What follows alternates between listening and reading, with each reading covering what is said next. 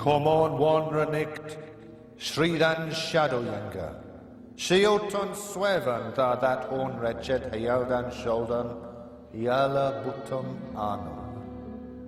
That was Ildam Cooth, that him no moster they mitod nolder, sa sin shera, under shadow bregden. Ac hey watchanda, rathamon andum bad bullion mood, biadwa ya thinges. Da come off mora, under misli othum, Grendel gungan goddess iraba.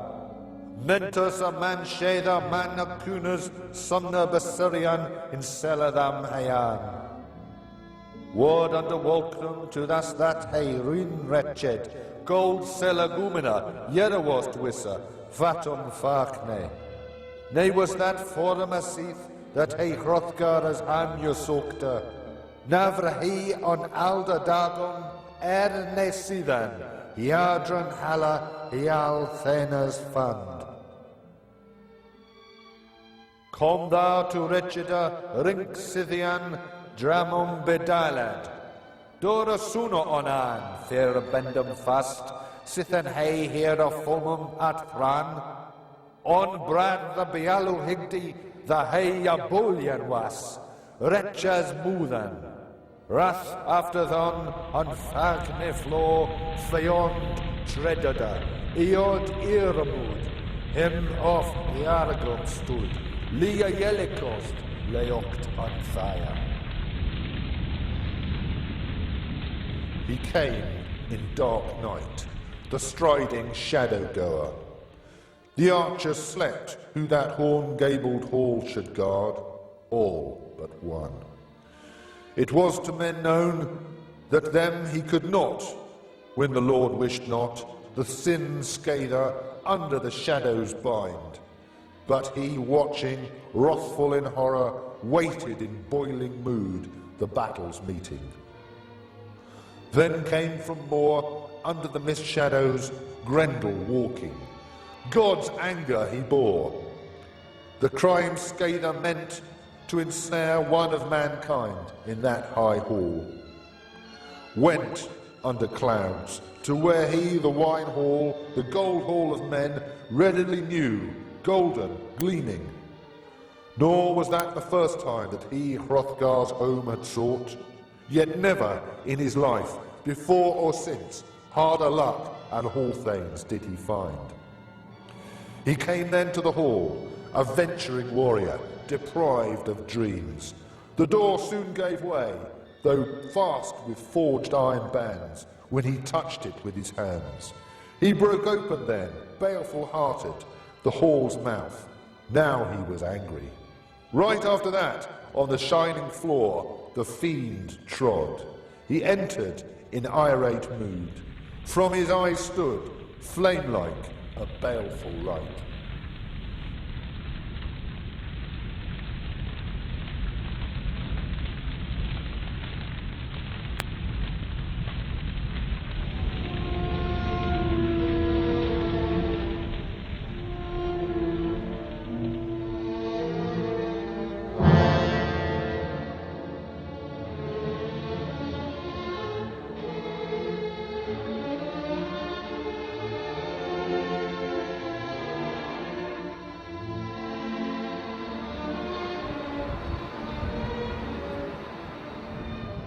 We have heard how the Spear-Danes excelled in fight. Noble was Beowulf, and bloomed wide his name.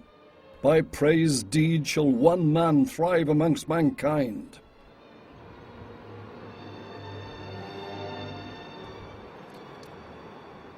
Whether or not the Beowulf epic was based upon an heroic warrior who actually lived, his legendary deeds were recorded in an Anglo-Saxon romantic poem put into written form sometime between AD 997 and 1016. The work of two different scribes is apparent, the second of whom appears more accurate. The manuscript recording a poem likely to have been created long before. Although Northern European in origin, Beowulf's poem was both composed and inscribed on a manuscript in an Anglo-Saxon England. With its 6,356 short lines out of a total body of Anglo-Saxon poetry comprising some 30,000, Importance of the poem for the study of their language has always been self-evident. More recently, the poem has been recognized as a significant work of art. Only in 1936 did Professor J.R. Tolkien, more popularly famous for his Lord of the Rings trilogy than his scholarly achievements, produce a masterly essay, Beowulf, the Monsters and the Critics, that revolutionized Beowulf criticism.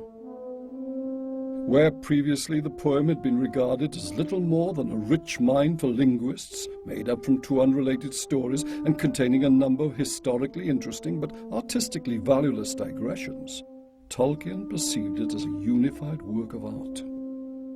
It is very much a whole work of literary art. It is a composition, and certainly it contains what seem to be digressions, which is very much a modern critical label. But I think it fair to say that all these things have been shown to be, in various ways, either contrasting or amplifying or otherwise enhancing our appreciation of the world of the poem and the central narrative, which is the life of the hero. Whoever was responsible for the work, it was the product of a Christian England, drawing inspiration from Germanic pagan warrior culture in which monsters were believed to roam dark forests or dwell beneath lakes. Although possessing no title as such, the epic has been known simply as Beowulf since at least the early 19th century. Its hero presented as a Hercules-like figure whose struggles with monstrous creatures helped inspire a race whose impact upon Britain and the world was enormous. Out of the manuscript's Old English tongue developed modern English, now in common use around the globe.